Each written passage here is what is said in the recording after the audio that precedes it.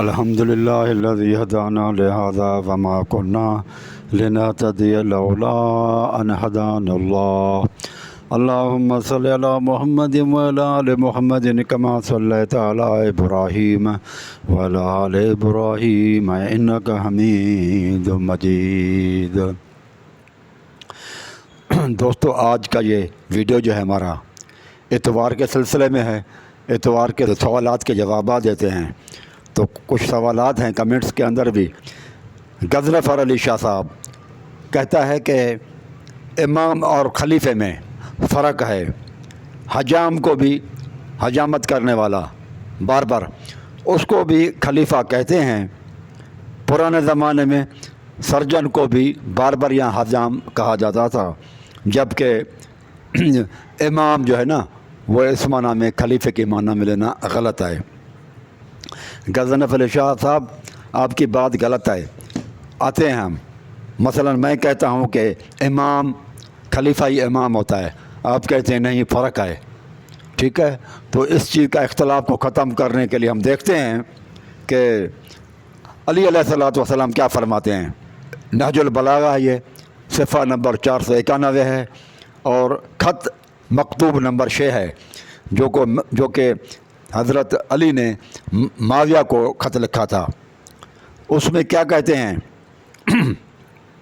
معاویہ بن ابی سفیان کے نام، جن لوگوں نے ابو بکر، عمر اور عثمان کی بیعت کی تھی، انہوں نے میرے ہاتھ پر اسی اصول کے مطابق بیعت کی جس اصول پر وہ ان کی بیعت کر چکے تھے، اور اس کی بنا پر جو حاضر ہے اسے پھر نظر ثانی کا حق حاصل نہیں، اور جو بر وقت موجود نہ ہو اسے رد کرنے کا اختیار نہیں، اور جو بر وقت نہ ہو اسے رد کرنے کا اختیار نہیں۔ اب آگے سنیں آپ، یہ عربی بھی لکھی ہوئی ہے۔ اور شورا کا حق صرف مہاجرین و انصار کو ہے۔ الفاظ ہیں عربی میں، دیکھیں آپ، لکھا ہوا ہے فَإِنِ اجْتَمَعُوا عَلَىٰ رَجُلٍ، اگر وہ کسی شخص کے اوپر اتفاق کر لیں، اجماع کر لیں، انصار اور مہاجرین کسی شخص کے اوپر اجماع کر لیں، وَسَمُّوهُ إِمَامًا، اور اس کا نام امام رکھ لیں، سموہ امامًا، اور اس کو امام کہیں، ٹھیک ہے؟ کان ذالک للہ رضا، اللہ تبارک و تعالیٰ کی رضا سمجھی جائے گی کہ اللہ تعالیٰ راضی ہے۔ اور یہ قرآن مجید کی آیت بھی ہے، سورۃ توبہ کی آیت ہے۔ والسابقون الاولون من المہاجرین والانصار، مہاجر انصار صحابہ، والذین تبعوہم بإحسان، اور جو ان کی احسان سمجھتے ہوئے پیروی کرتے ہیں، اتباع کرتے ہیں، رضی اللہ عنہم ورضوا عنہ، اللہ ان سے راضی ہے اور وہ اللہ سے راضی ہیں۔ آپ دیکھیں قرآن مجید کی آیت ہے، اور اسی کا ہی ترجمہ حضرت علی نے بھی کیا۔ اور یہاں پر عربی میں امام لکھا ہوا ہے، آپ کے اردو والے نے اس کو لکھا ہے خلیفہ سمجھ لیں۔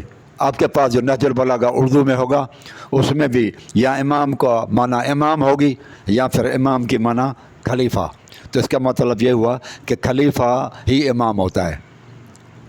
یہ آپ میرے بھائی دیکھ لینا، میں اپنی طرف سے کچھ نہیں کہتا، کم از کم آپ کہتے ہیں نا کہ اہل بیت کی طرف چلنا چاہیے، تو حضرت علی اہل بیت کا جو ہے نا وہ ہیڈ ہے، آپ کے حساب سے پہلا امام ہے، تو اس کی بھی آپ کیا بات کو رد کر دیں گے؟ نہیں مانیں گے۔ پھر آپ کی اگر باتوں کو لیا جائے میرے بھائی، تو آپ کی کتابوں کے اندر جو علی رضی اللہ تعالیٰ عنہ کہتا ہے کہ امام بنانے کے لیے 4 شرائط ہیں، فرائض ہیں امام کے اوپر، وہ اگر فرض پورے ہو جائیں، وہ شرائط پورے ہوں گے، تو پھر کہا جائے گا کہ یہ امام ہے، ورنہ وہ امام نہیں ہوگا۔ آپ دیکھیں، یہ صفحہ نمبر 222 پہ ہے، یہ نہج البلاغہ صفحہ نمبر 222۔ امام کا فرض تو بس یہ ہے، یعنی کہ امام، اگر جو بندہ امام ہے اس کو یہ نیچے والے کام کرنے پڑیں گے۔ اگر وہ یہ کام کرتا ہے تو امام ہے، اگر وہ کام نہیں کرتا تو وہ امام بھی نہیں ہے۔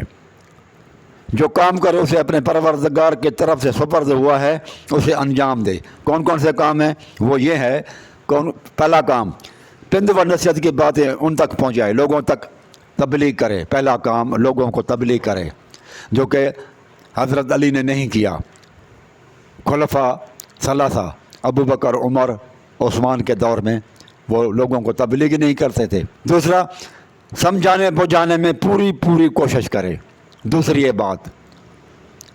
تیسری بات، سنت کو زندہ رکھے، سنت کو زندہ رکھے، یہ حکمران کا کام ہے۔ علی رضی اللہ تعالیٰ عنہ تو 3 خلفاء میں حکمران ہی نہیں تھے، تو سنت کو کیسے زندہ رکھا انہوں نے؟ تبلیغ بھی نہیں کرتے تھے وہ تو۔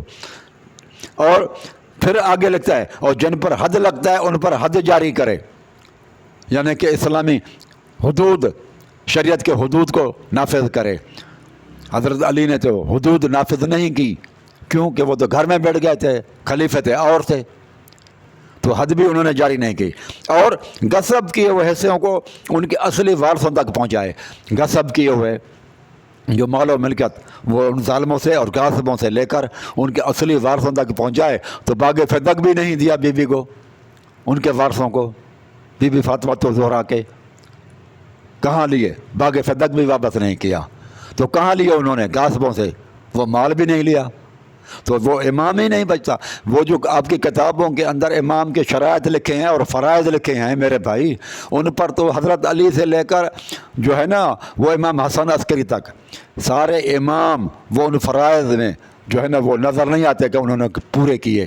لہذا جب پورے ہی نہیں کیے، شرائط ہی پورے نہیں کیے، تو وہ کیسے؟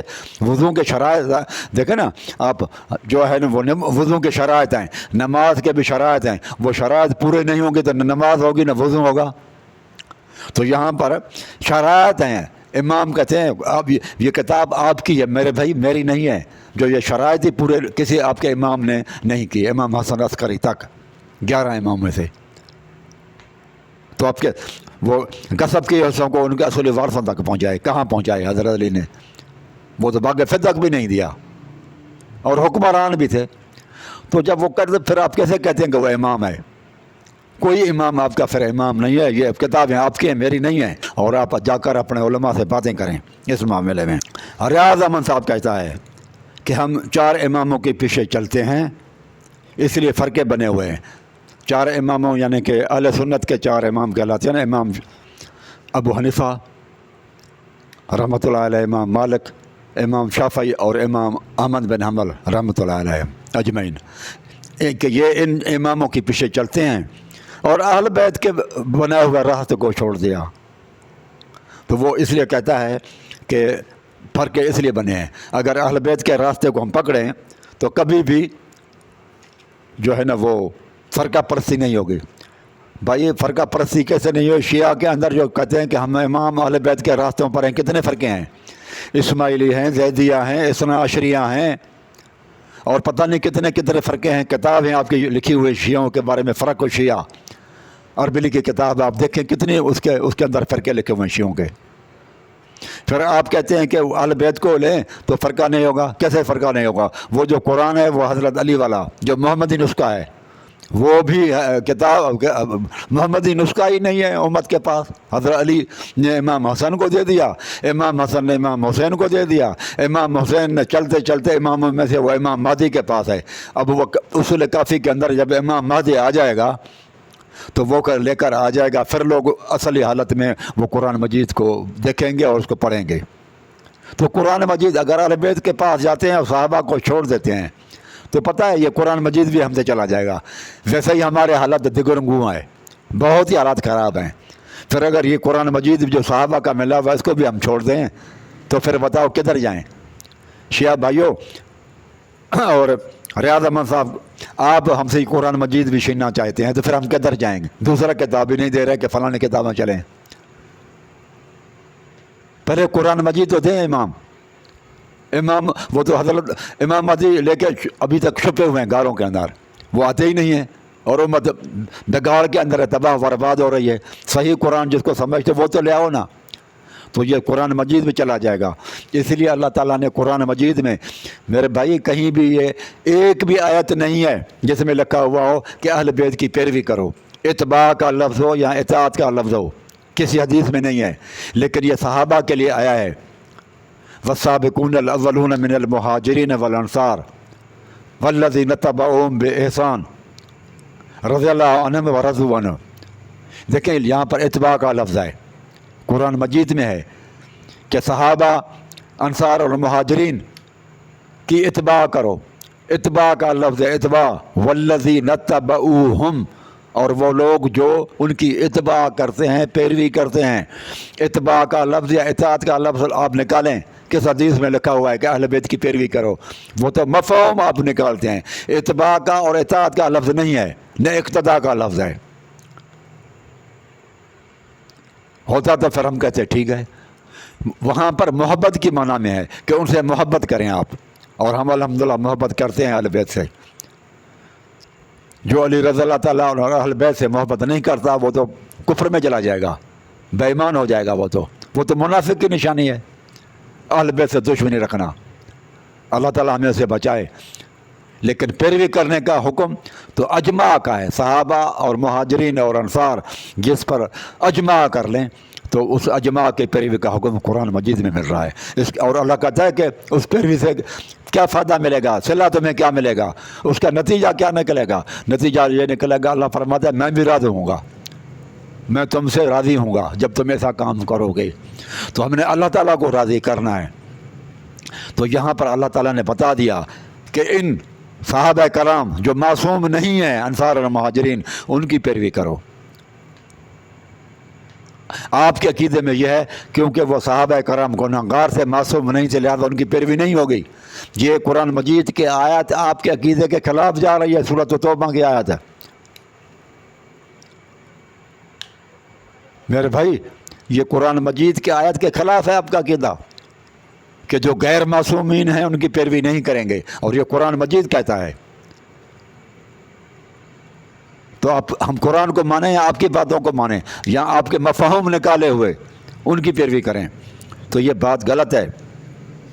اہل بیت نے قرآن مجید نہیں دیا۔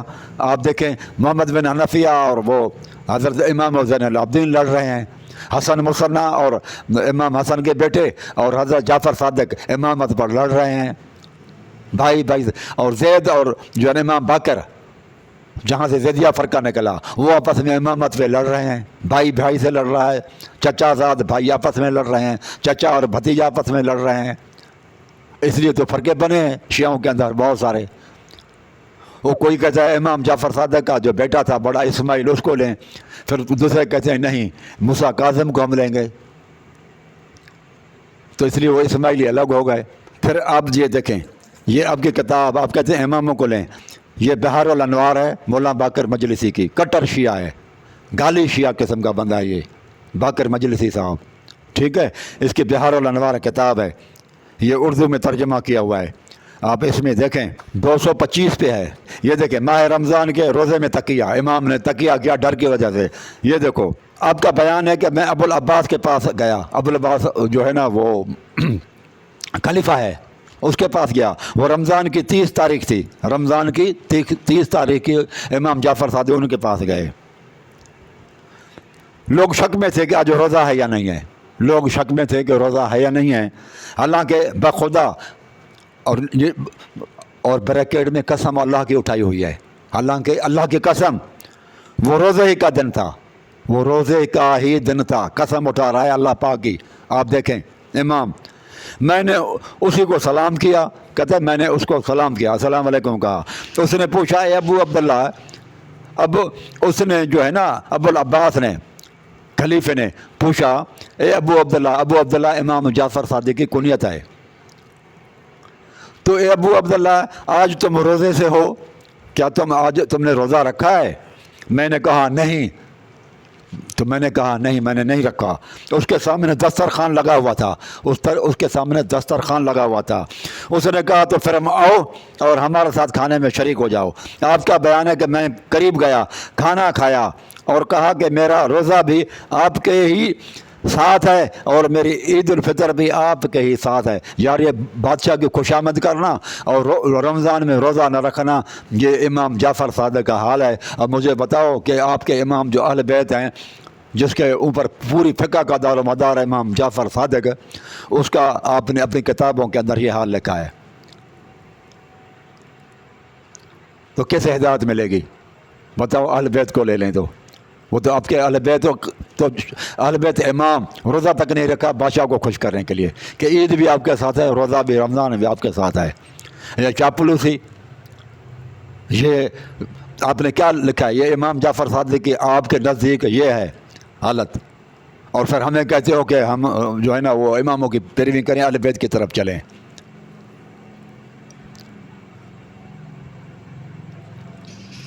تو آپ بھی ایسے کریں، بادشاہوں کو خوش کرنے کے لیے. امام جعفر صاحب اماموں کی باتوں پر نہ چلنے والا آپ کے نزدیک لعنتی ہے. اب آپ بھی رمضان میں روزے نہ رکھیں کسی کو خوش کرنے کے لیے، ایم پی ایم این اے یا بادشاہ کو وزیر ہو، تو آپ کے شیعہ علماء بھی روزہ نہ رکھیں نا، کیونکہ جو ہے نا یہ بڑوں کو خوش کرنا ہے، اللہ تعالیٰ کو خوش نہیں کرنا. یہ ہے حالت. یہ تو آپ کے کتابوں میں لکھا ہوا ہے، یہ میں نے نہیں. یہ ترجمے وغیرہ بھی سارے جو ہے نا آپ لوگوں کے یہ ہیں، شیعہ کتب خانے سے چھپے ہوئے ہیں. اب مجھے بتاؤ کہاں جائیں؟ وہ نہج البلاغہ، یہ بہار الانوار. اس کے بعد اسد صاحب کہتے ہیں کہ آپ شرک اور بدعت پھیلا رہے ہو. مجھے کہتا ہے اسد صاحب کہ آپ شرک اور بدعت پھیلا رہے ہیں، جبکہ ڈاکٹر ذاکر نائک اور علماء دیوبند اسلام پھیلا رہے ہیں. بس یہ ہے فرق آپ کے اندر اور علماء دیوبند کے اندر. بھائی یہ علماء دیوبند اسلام پھیلا رہے ہیں میرے بھائی. یہ جتنے بھی دیوبند علماء ہیں اور بریلوی حضرات ہیں، وہ کیا کرتے ہیں؟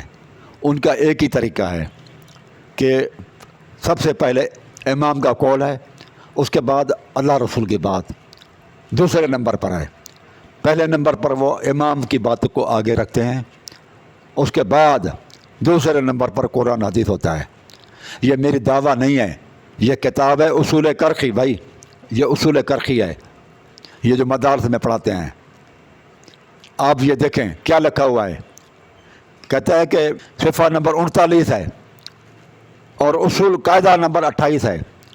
اصول یا قاعدہ نمبر 28، ہر وہ آیت جو عامہ احناف، ہر وہ آیت قرآن مجید کی آیت جو عامہ احناف یعنی حنفیوں کے اماموں کے خلاف، قول کے خلاف ہو، اسے نسخ یعنی کہ منسوخ سمجھا جائے گا. ترجیح کس کو ہے؟ امام کو. آیت کو منسوخ سمجھو. اگر امام کے قول کے خلاف ہے تو سمجھ لو کہ آیت ہی منسوخ ہے. یا ترجیح یا تعویل پر محمول کیا جائے گا، یا امام کے قول کو ترجیح دیں گے اور وہ آخر میں کچھ بھی نہیں ہوگا تو آیت کی تعویل کر کے امام کے قول کے ساتھ ملا دیں گے. اب مجھے بتاؤ کہ اولیت کس کو ملی؟ پریارٹی نمبر 1 امام کا قول ہے، قرآن مجید کی آیت نہیں ہے. پھر یہی چیز وہ حدیث کے بارے میں بھی کہتا ہے. یہ صفحہ نمبر 39 پر تھا، قاعدہ نمبر 28 اور قاعدہ نمبر 29 ہے. جو حدیث کہتا ہے کہ عامہ احناف کے قول کے خلاف ہے، اس کو منسوخ یا معارض کرا دیا جائے گا یا مطابقت پیدا کی جائے گی. اب یہ آپ لوگوں کو اصول ہیں. مجھے بتاؤ کیا یہ خدمت ہے دین اسلام کی؟ اور سمجھتے ہیں کہ اللہ سبحانہ و تعالیٰ راضی ہوگا کہ اللہ تعالیٰ کے قرآن اور رسول اللہ صلی اللہ علیہ وسلم کی حدیث کی پریارٹی نہیں ہے. پریارٹی تو امام کی ہے اور اس کے بعد قرآن حدیث ہے. تو آپ سمجھتے ہیں کہ اللہ تعالیٰ ہم سے راضی ہوگا؟ یہ کتاب یہ آپ لوگوں کی بھائی اصول کرخی، اور تحقیقات کریں. اس لیے تو میں کہتا ہوں کہ یہ فرقہ پرستی کو چھوڑیں اور مسلم بن جائیں. اور مسلم وہ ہوتا ہے جو قرآن حدیث کو لے. بس قرآن حدیث، خالص حدیث جو صحیح حدیث ہو اور قرآن مجید کی. آپ کیا کرتے ہیں؟ امام کو آگے رکھتے ہیں اور قرآن اور حدیث کو اس سے مطابقت کرنے کی کوشش کریں، یا کہتے ہیں کہ منسوخ ہوگی. معاذ اللہ ہے، یہ حالت ہے. پھر آپ نے کوئی دلیل بھی نہیں دی کہ کون سی بدعت میں نے پھیلائی ہوئی ہے. بتائیں نا میرے بھائی، میں نے تو کوئی چیز اپنی طرف سے نہیں کی. قرآن حدیث کے مقابلے میں کسی کا میں نے تو قول ہی پیش نہیں کیا. عبداللہ کپڑے والا کہتا ہے کہ آپ ڈاکٹر صاحب کی خامیاں خام خواہ نکال رہے ہیں. دوسری مرتبہ پلیز ایسا نہ کرنا. آپ کا علم اس کے پائے کا نہیں ہے جو ڈاکٹر صاحب کا ہے. میں بالکل مانتا ہوں کہ ڈاکٹر صاحب کا علم مجھ سے زیادہ ہے، وسیع ہے، اور وہ جس فیلڈ میں ہیں وہ اس میں ماہر ہیں. لیکن میں یہ کہتا ہوں کہ وہ فرشتہ نہیں ہے. غلطیاں اس کے اندر بھی ہیں، وہ غلطیاں وہ بھی کرتا ہے. اور غلطیاں جب کرے تو ضرور نہیں ہے کہ استاد جو ہے وہ شاگرد سے زیادہ علم رکھتا ہو تو اس کی ہر بات صحیح ہو. کبھی کبھی دیکھا گیا ہے کہ استاد سے شاگرد بھی آگے نکلنے کے، امام بخاری کے استاد تھے لیکن ان کی کوئی کتاب میدان میں نہیں ہے، لیکن امام بخاری شاگرد تھا، بہت آگے نکل گیا۔ تو میں نے کب دعویٰ کیا ہے یہ کہ میں ڈاکٹر ذاکر نائک سے زیادہ علم رکھتا ہوں، لیکن جو بات آپ لوگوں کو بتاتا ہوں وہ تو میں قرآن حدیث پیش کرتا ہوں، اور میں نے قرآن حدیث پیش کیے ہیں، اس کے اوپر میں نے جرح نہیں کی، میں نے تو آیتیں قرآن مجید کی پیش کی ہیں، آپ ان آیات کو دیکھیں، میری اپنا فہم اور میں نے کوئی اپنا قیاس پیش نہیں کیا۔ اگر میں قیاس پیش کرتا قرآن حدیث کے مقابلے میں تو پھر میں بدعتی ہوتا۔ میں نے تو ڈاکٹر صاحب کو باتوں کو قرآن حدیث سے رد کیا ہے۔ ڈاکٹر صاحب کہتے ہیں میرے بھائی، میں نے کہا کہ امت مسلمہ کو متحد کرے، اور ڈاکٹر صاحب نے کیا کیا ہے اس میں آپ کو مثالیں دیتا ہوں، وہ سب کو حق پر سمجھتے ہیں، اس میں مجھے ان سے اختلاف ہے، ورنہ بہت سارے عقیدے میں ڈاکٹر صاحب کا ہم عقیدہ ہوں، بہت ساری باتوں میں، اس ایک چیز میں ان کے ساتھ خلاف ہوں۔ وہ کہتے ہیں سارے حق پر ہیں، تو اس طرح سے میں یہ کہتا ہوں کہ سب کو کہو حق پر کہو گے تو فرقہ پرستی ختم نہیں ہوگی۔ بریلوی کہے گا میں بھی حق پر ہوں، دیوبندی کہے گا میں بھی حق پر ہوں، اہل حدیث کہے گا میں بھی حق پر ہوں، جو مسلمین ہیں وہ بھی کہیں گے ہم بھی حق پر ہیں، تو ہر ایک اپنے اپنے فرقے پہ جمع رہے گا، وہ فرقہ کو چھوڑے گا نہیں، فرقہ پرستی ختم نہیں ہوگی۔ بندے ہر ایک سوچے گا کہ میں حق پر تو ہوں، ڈاکٹر صاحب خود کہتے ہیں کہ میں حق پر ہوں، سارے لوگ جب حق پر ہوں تو پھر وہ چھوڑے گا کوئی نہیں۔ یہ فرقہ پرستی کو مضبوط کرنے والی باتیں ہیں بھائی، فرقہ پرستی مضبوط ہوگی، اس سے فرقہ پرستی ٹوٹے گی نہیں، ٹوٹے گی اس وقت جب آپ کہیں گے کہ سارے غلط ہیں ایک حق پر ہو، اور رسول اللہ صلی اللہ علیہ وسلم کی حدیث پر آپ عمل کریں گے کہ 73 فرقے ہوں گے، 72 جہنم میں جائیں گے، ایک صحیح ہے۔ میں حدیث پیش کر رہا ہوں، اپنا فقہ اور قیاس پیش نہیں کر رہا ہوں، مشہور حدیث ہے، 73 فرقے ہوں گے، سب صحیح ہے۔ رسول اللہ صلی اللہ علیہ وسلم نے کیا فرمایا؟ کلہم فی النار الا ملت واحدہ، سب جہنم میں جائیں گے، ایک ملت جو ہے نا، ایک گروہ جنت میں جائے گا، اور وہ کون ہوگا؟ ما انا علیہ الیوم و اصحابی، جس پر میں اور میرے صحابہ جس راستے پہ ہیں۔ بات ختم ہو گئی۔ رسول اللہ صلی اللہ علیہ وسلم تو فرماتے ہیں ایک ہے، ڈاکٹر صاحب کہتے ہیں 4 5 ہیں، درست ہیں، تو یہ کیسے ہوگا صحیح؟ یہ تو فرقوں کو تقویت دینے والی بات ہے۔ اس طرح سے تو کبھی بھی دنیا کے اندر مسلمان ایک ہوں گے ہی نہیں، اور اس طرح سے مسلمانوں کی اصلاح بھی نہیں ہوگی۔ میں آپ کو مثال دیتا ہوں، ایک شخص بریلوی ہے، اس کے خلاف لوگوں نے آ کر بریلوی عالم کو کہا کہ سر جی یہ آپ کا بندہ جو ہے نا دھوکے باز ہے، آپ اس کو سمجھائیں، یہ ہمیں پیسے نہیں دیتا اور یہ گڑبڑ کرتا ہے، اور یہ ہمارے پیسے اس نے ہضم کر رکھے ہیں، دیتا نہیں ہے۔ بریلوی عالم نے اس کے اوپر سختی کی، مثلا نصیحت کی، وہ کیا کرے گا؟ کہے گا چلو یہ بریلوی حق پر ہیں، دیوبندی بھی حق پر ہیں، پھر وہ دیوبندی میں چلا جائے گا اس کو چھوڑ کے، پھر دیوبندی میں جا کر ادھر انہوں نے، وہ ایک نالائق انسان ہے، اور اس نے جا کر پھر ہیرا پھیری لوگوں سے کی، بدماشیاں کی، پھر لوگ ان کے پاس چلے گئے کہ سر یہ عالم صاحب آپ کا بندہ آپ کے پیچھے نمازیں پڑھتا ہے اور ہم سے فراڈ کیا ہوا ہے، دھوکے بازی کیا ہوا ہے، اتنے لاکھ روپے ہمارے اس کی طرف ہیں۔ وہ اس کے اوپر سختی کرے گا تو وہ اس کا کہاں نہیں مانے گا، اصلاح نہیں کرے گا، کیوں کہ اس کے لیے پھر راستہ ایک اور کھلا ہوا ہے، وہ کہے گا کوئی بات نہیں ہے۔ یہ ناراض ہو جاتے ہیں مولوی صاحب تو وہ چھوڑ کے پھر اہل حدیثوں کی مسجد میں چلا جائے گا۔ اس طرح سے اہل حدیثوں کے اندر جا کر اس نے پھر فراڈ شروع کر دیے، پھر لوگ اہل حدیثوں میں وہ چلا گئے کہ یہ آپ کا بندہ جو ہے نا عالم صاحب، امام صاحب، یہ آپ کا جو بندہ ہے نا یہ دھوکے باز ہے، فراڈ ہے، ہمارے پیسے اس نے جو ہے نا کھائے ہوئے ہیں، آپ پلیز اس کو کہیں کہ ہمیں واپس کر دیں۔ وہ سختی دیکھے گا، برداشت نہیں کرے گا، پھر وہ بھاگ کے ڈاکٹر اسرار کی پارٹی میں چلا جائے گا، کسی اور پارٹی میں چلا جائے گا، یا پھر شیعہ کے پاس چلا جائے گا۔ مجھے بتاؤ کہ اس شخص کو آپ نے آوارہ بنا دیا، ایسے شخص کو جب آپ کہتے ہیں نا کہ سارے فرقے ہوں گے، کسی بھی شخص کی اصلاح نہیں ہوگی، کیونکہ وہ کہتا ہے یہ بھی حق پر ہے، یہ بھی حق پر، یہ بھی حق پر، وہ اصلاح ہو ہی نہیں سکے گی۔ آپ نے اس کو آوارہ گرد بنا دیا، وہ نفس پرست بن جائے گا، کبھی وہاں کبھی وہاں کبھی وہاں، سب کو لوٹتا رہے گا، فراڈ کرتا رہے گا سب کے ساتھ، اور اس کے اصلاح کے راستہ بالکل ختم ہو چکے ہوں گے۔ اس کے مقابلے میں اس کا یہ عقیدہ ہو کسی شخص کا کہ یہ فلاں بندہ حق پر ہے، اس کا جو ہے نا یہ امیر فلاں جماعت حق پر ہے ایک، اور اس کا امیر ہے، اس کے علاوہ سب ناحق پر ہیں۔